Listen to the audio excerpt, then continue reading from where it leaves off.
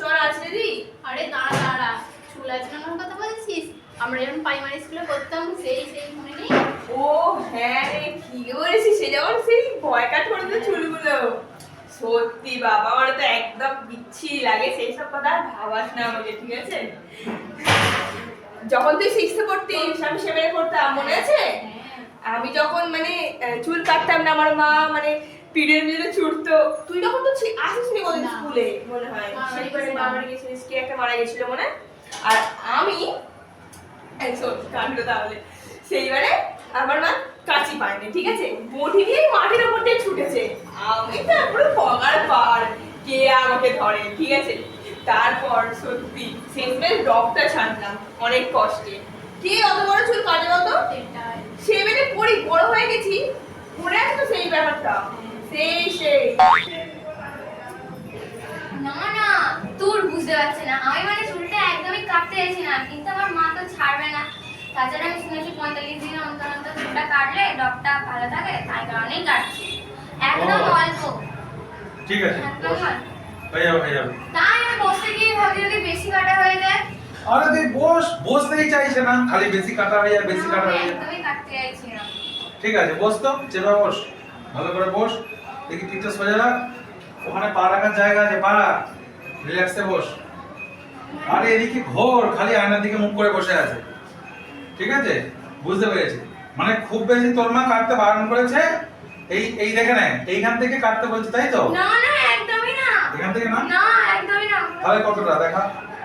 আমি বলতে চাইছি যে ঠিক এইখানে থেকে এতটা, এইটুকু কাটতে চাইছি আমি।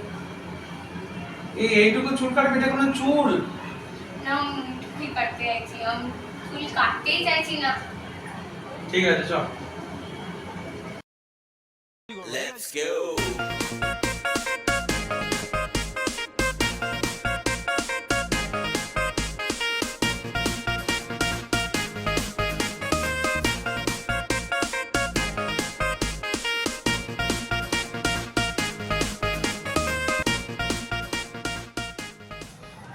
কাটছি, হ্যাঁ? এই কতটা কাটছে? একদম একটুখানি। আরে একদম একটুকুই কাটছি, বস তো তুই, খালি উঠে পড়েছে। এইসব লোক যদি দুদিন চুল কাটতে আসে, আমার তো মাথা খারাপ রে, খালি উঠে বসে পড়ছে। আর কিন্তু একবারে উঠবি না, চুপ করে বসবি। কাটছে, আবার উঠছে, খালি উঠছো কেন? কাটছে, আরে আবার উঠে পড়ছে, এ কি হয়েছে রে? আর উঠবি না, চেপে বস।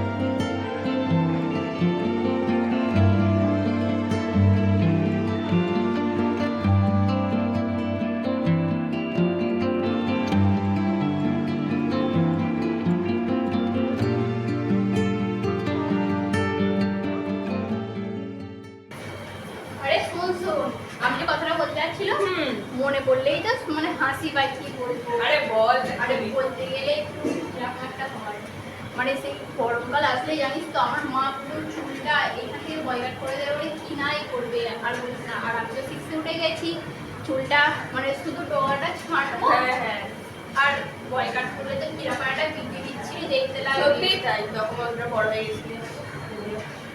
আরে দাঁড়া, আমার মা চুলটা বয়কাট করে দেবে বলে আমার পিছনে পিছনে ছুটছিল, আমি তো কোনো কথাই শুনছিলাম না। শোন না, আমি তো কোনো কথাই শুনছিলাম না। সত্যি এটা?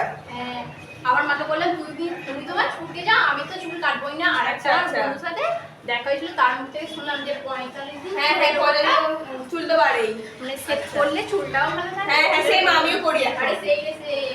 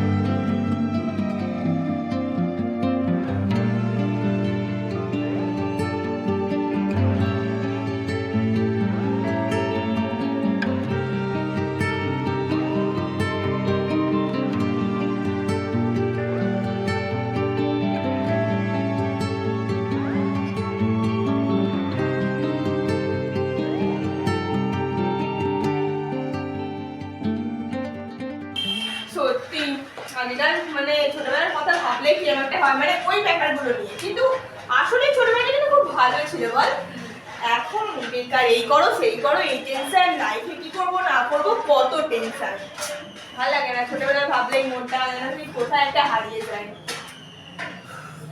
সত্যি বাদ দে, যা হওয়ার হয়ে গেছে, জীবন তো এগোবই তাই না, পিছনে তো কিছু করে থাকবে না, শুরু হলে তার শেষও আছে।